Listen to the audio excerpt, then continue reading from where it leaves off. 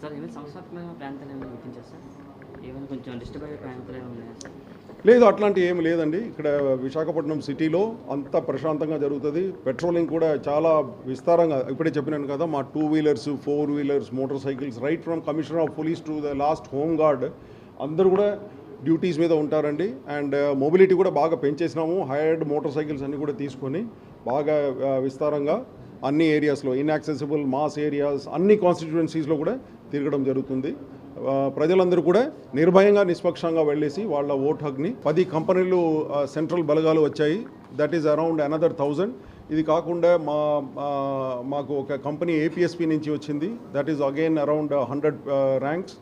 And SPOs రూపంలో retired police officers, retired army navy సిబ్బందులందరూ కూడా ఇక్కడ దాదాపు వాళ్ళ సంఖ్య కూడా ఒక 1000 పైన ఉంది. వాళ్ళందరూ కూడా పోలింగ్ దాంట్లో మాకు సహకరిస్తారు.